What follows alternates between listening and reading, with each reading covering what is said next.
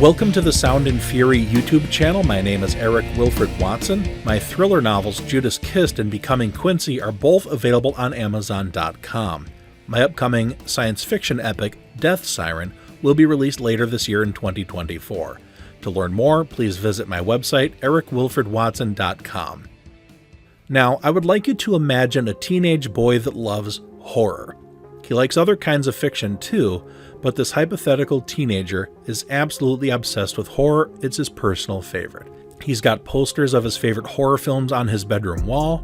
How do you think he'd react if he went to the local bookstore and found that horror novels were categorized alongside westerns?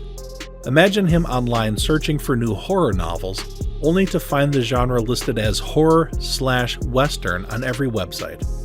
Imagine if he went on a streaming service and saw a suggestion for John Wayne's True Grit because he once watched Rob Zombie's House of a Thousand Corpses. What if Amazon recommended classic Louis L'Amour novels because he recently purchased the latest Stephen King book? Sure, this teenager thinks, a western could have horror elements or vice versa, but that didn't make them the same thing. How long do you think it would take this hypothetical teenager to start resenting westerns? Pretty quickly, I'd imagine. That seemingly ludicrous scenario approximates my experience as a science fiction fan with the fantasy genre. I once considered it a travesty that books by Isaac Asimov and Robert A. Heinlein were shelved next to J.R.R. Tolkien and Terry Brooks. If I wanted to look for books that involve spaceships in the future, I had to sift through books about medieval kingdoms and magic. To me, it was as plain as day. Fantasy and science fiction were polar opposites.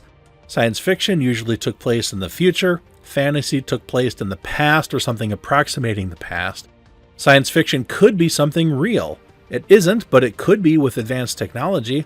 Fantasy could never possibly be real. It was entirely make-believe. Advanced technology, no technology, science, magic. These were not the same things. It was acceptable to like both, but in my mind, acting as if they were identical was absurd. I imagine some villainous library wonk looking down their nose at science fiction and fantasy as unworthy and lumping them together as books for dorks and children. Rational or not, I developed a grudge against the fantasy genre. My feelings started to change years later when I started a job that allowed me the opportunity to listen to audiobooks for the majority of my workday. I listened to an entire unabridged audiobook about every day or so. I did this for several years, which meant listening to literally hundreds upon hundreds of audiobooks. After a while, I started to run out of things to listen to.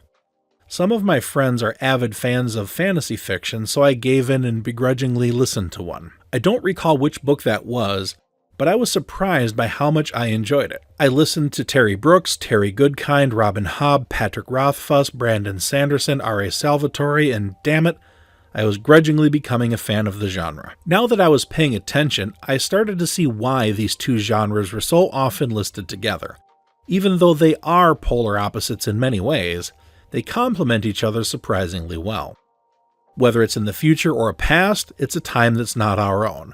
Whether it's advanced technology or magic, it's seemingly impossible things made real. I noticed that many authors that I respected and admired wrote in both the fantasy and science fiction genres. Even my revered Isaac Asimov published an anthology of fantasy works. It even occurred to me that Star Wars had a lot more in common with sword and sorcery fantasy than it did with science fiction.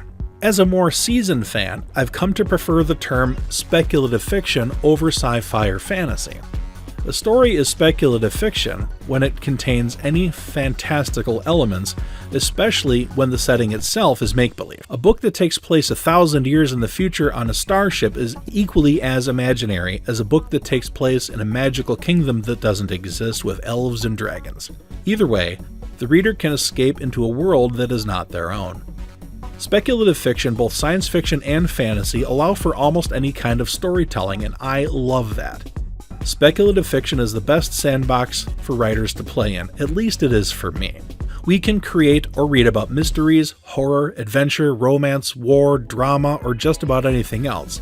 The only limit is the human imagination, How wonderful is that? I still wish that science fiction and fantasy were listed separately in bookstores and not lumped together on streaming services, but I've learned to live with it. As a writer, I don't want to be limited in what I can create, as my younger self was limited in what I wanted to read. I want to create interesting characters that are fun to read about, whether they live on a spaceship, a magical realm, or even in Milwaukee. Let me know what you think. Should science fiction and fantasy be separated out, or stay together? What books or movies mix them well, or not so well? Thank you for watching.